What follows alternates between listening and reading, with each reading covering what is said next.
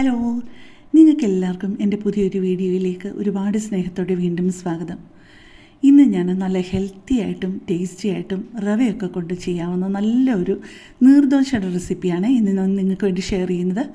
നീർദോശ കഴിച്ചിട്ടുണ്ടോ ഇതുവരെ? അതും റാഗിയും കൊണ്ട് അടിപൊളി ടേസ്റ്റാണ് കേട്ടോ. ഒരു പ്രാവശ്യമെങ്കിലും നിങ്ങൾ ഇതൊന്ന് ട്രൈ ചെയ്യാതിരിക്കില്ലേ.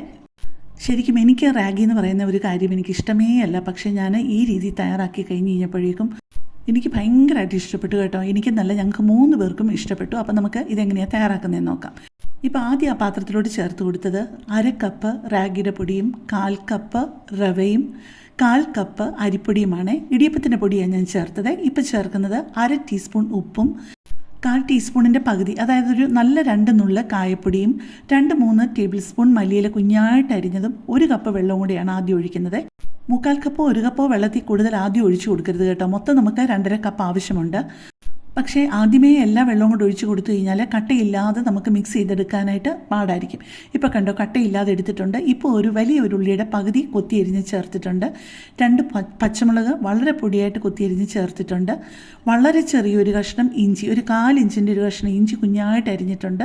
1/2 ടീസ്പൂൺ നിറച്ച് ചെറിയ ജീരകവും എടുത്തിട്ടുണ്ട്, ക്യുമിൻ സീഡ്സ്. ഇപ്പോൾ ബാക്കി 1.5 കപ്പ് വെള്ളവും കൂടെ ചേർത്ത് നമുക്ക് നന്നായിട്ടൊന്ന് മിക്സ് ചെയ്തെടുത്തിട്ട് ഒരു 10-20 മിനിറ്റ് ഇതൊന്ന് റെസ്റ്റ് ചെയ്യാനായിട്ട് വെക്കണേ. പിന്നെ ഇത് നിങ്ങൾ ശ്രദ്ധിക്കേണ്ട ഒരു കാര്യം, ഓരോ ദോശയും ഒഴിച്ച് കൊടുക്കുന്നതിന് മുമ്പ് ഒന്നുകൂടൊന്ന് കലക്കിയിട്ട് വേണം, നന്നായിട്ട് ഒന്ന് മിക്സ് ചെയ്തിട്ട് വേണം നമ്മൾ കോരി ഒഴിക്കാനായിട്ട്. കാരണം നമ്മുടെ ഈ റാഗിയുടെ പൊടിയും എല്ലാം കൂടെ അടിഭാഗത്ത് പോയി പറ്റിയിരിക്കും. അപ്പോൾ ഓരോ പ്രാവശ്യവും ദോശ ഒഴിച്ച് കൊടുക്കുന്നതിന് മുമ്പ് നന്നായിട്ടൊന്ന് മിക്സ് ചെയ്തേച്ച് വേണം ഇത് കോരി ഒഴിക്കാനായിട്ട്. ഇപ്പം നമ്മുടെ പാൻ നന്നായിട്ട് ചൂടായി വന്നിട്ടുണ്ട്. അതുപോലെ നല്ല ചൂടായിട്ട് വന്നാലേ നമുക്ക് ഇതുപോലെ വലവല പോലെ നീർദോശയുടെ ആ ഒരു രീതിയിൽ കിട്ടത്തുള്ളൂ കേട്ടോ. പിന്നെ കുറച്ച് നെയ്യും കൂടെ ഒന്ന് സ്പ്രെഡ് ചെയ്ത്, അല്ല നിങ്ങൾക്ക് നെയ്യ് വേണ്ടാന്നുണ്ടെന്നുണ്ടെങ്കിൽ എണ്ണയും കൂടെ സ്പ്രെഡ് ചെയ്ത് 2 വശവും തിരിച്ചും മറിച്ചു വിട്ട് ഏതെങ്കിലും ഒരു ചട്നിയുടെ കൂടെ കഴിക്കാനായിട്ട് അടിപൊളിയാണ്. ചട്നി ഇല്ലെങ്കിൽ പോലും ഈ ഉള്ളിയും ഇഞ്ചിയും എല്ലാം ഉള്ളതുകൊണ്ട് അങ്ങനെ തന്നെ നമുക്ക് കഴിക്കാവുന്നതേ ഉള്ളൂ കേട്ടോ. അപ്പോൾ പെട്ടെന്ന് ഞാനൊരു കാര്യം പറഞ്ഞോട്ടെ. എൻ്റെ ഈ ചാനലും എൻ്റെ ഈ വീഡിയോയും ഒക്കെ ആദ്യമായിട്ട് കാണുന്ന ആരെങ്കിലുമൊക്കെ ആണെന്നുണ്ടെങ്കിൽ എൻ്റെ ചാനലിൽ ഒരുപാട് നല്ല നല്ല വ്യത്യസ്തമായിട്ടുള്ള റെസിപ്പികളുണ്ട്. അപ്പോൾ നിങ്ങൾക്ക് അതൊക്കെ ഇഷ്ടപ്പെടുകയാണെന്നുണ്ടെന്നുണ്ടെങ്കിൽ എൻ്റെ ചാനലൊന്ന് സബ്സ്ക്രൈബ് ചെയ്യാനും ലൈക്ക് ചെയ്യാനും കമൻറ്റ് ചെയ്യാനും, നിങ്ങൾക്ക് ഒരുപാട് ഇഷ്ടമുള്ള വീഡിയോസൊക്കെ നിങ്ങളുടെ പ്രിയപ്പെട്ടവർക്ക് വേണ്ടിയിട്ട് ഷെയർ ചെയ്ത് കൊടുക്കാനും മറക്കല്ലേ. ഞാൻ ഇതിൻ്റെ കൂട്ടത്തിൽ 2 ചട്നി വെച്ചിട്ടാണ് നിങ്ങളെ കാണിക്കുന്നത്. അത് 2 ചട്നിയും ഇതിൻ്റെ കൂടെ സൂപ്പറായിരുന്നേ. അതിന് കൂടിയുള്ള തക്കാളി ചട്നിയുടെ റെസിപ്പി ഞാൻ ഡിസ്ക്രിപ്ഷനിൽ പിൻ ചെയ്തേക്കാം കേട്ടോ. മറ്റേത് തേങ്ങാ ചട്നി എന്ന് പറയുന്നത് ഒരു 2-3 കൊച്ചുള്ളിയും വളരെ ചെറിയൊരു കഷ്ണം ഇഞ്ചിയും 2-3 പച്ചമുളകും ഇച്ചിരി കറിവേപ്പിലയും ഇട്ട് ഒന്ന് അടിച്ചെടുത്ത്, പിന്നെ കടുകും വറ്റൽമുളകും കറിവേപ്പിലയും ഇട്ട് ഒന്നുകൊണ്ടൊന്ന് താളിച്ചെടുത്തതേ ഉള്ളൂ. സിമ്പിൾ തേങ്ങാ ചട്നി. 2 ചട്നിയും ഒരുപോലെ സൂപ്പറായിരുന്നു കേട്ടോ ഇതിൻ്റെ കൂട്ടത്തിൽ. ഇപ്പം നമ്മുടെ 3ാമത്തെ റാഗി ദോശയും റെഡി ആയിട്ടുണ്ട്. ഞാൻ പറഞ്ഞല്ലോ, ശ്രദ്ധിക്കേണ്ട ചില കാര്യങ്ങൾ ഞാൻ പറഞ്ഞല്ലോ. ആ പാനിൽ ഒഴിച്ചു കൊടുക്കുന്നതിന് മുമ്പ് നല്ല ചൂട് വേണം. ഓരോ പ്രാവശ്യവും ഒഴിച്ചു കൊടുക്കുന്നതിന് മുമ്പ് അടിഭാഗം കൂട്ടി നന്നായിട്ടൊന്ന് ഇളക്കി കൊടുക്കുകയും വേണം.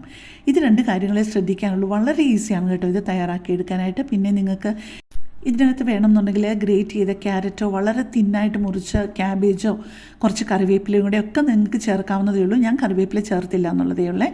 പിന്നെ എനിക്കൊരു കാര്യം പ്രത്യേകം പറയാനുള്ളത്, നിങ്ങളോട് നന്ദിയാണ് പറയാനുള്ളത്. എൻ്റെ ഓണം റെസിപ്പീസ് കുറേ ഞാൻ ഷെയർ ചെയ്തിട്ടുണ്ട്. അതൊക്കെ എല്ലാവരും നന്നായിട്ട് സ്വീകരിച്ചു. അതിനും പിന്നെ ഇട്ട വീഡിയോ ഉണ്ണിയപ്പത്തിൻ്റെയും സുഖിയൻ്റെയും ഒക്കെ എല്ലാവർക്കും ഒരുപാട് ഇഷ്ടമായി എന്നറിഞ്ഞതിന് ഒരുപാട് സന്തോഷവും ഒരുപാട് നന്ദിയുമുണ്ട്. അപ്പോൾ എൻ്റെ റെസിപ്പീസൊക്കെ ട്രൈ ചെയ്തിട്ട് ഇഷ്ടപ്പെടുകയാണെന്നുണ്ടെന്നുണ്ടെങ്കിൽ ഇതിനകത്ത് വന്ന് ഇഷ്ടപ്പെട്ടു നിന്ന് കമൻറ്റും കൂടെ ചെയ്താൽ, കമൻറ്റ് നോക്കി ഉണ്ടാക്കണോ വേണ്ടയോ എന്ന് സംശയിച്ച് നിൽക്കുന്നവർക്ക് അതൊരു പ്രചോദനവുമാകും. അത് എനിക്കും ഹെൽപ്ഫുള്ളാകും. അപ്പോൾ നിങ്ങൾ ഇതൊരു പ്രാവശ്യമെങ്കിലും ഒന്ന് ട്രൈ ചെയ്ത് നോക്കാതിരിക്കില്ലേ. അപ്പോൾ കൂടുതൽ നല്ലൊരു വീഡിയോ ആയിട്ട് നമുക്ക് പിന്നെ കാണാം. താങ്ക്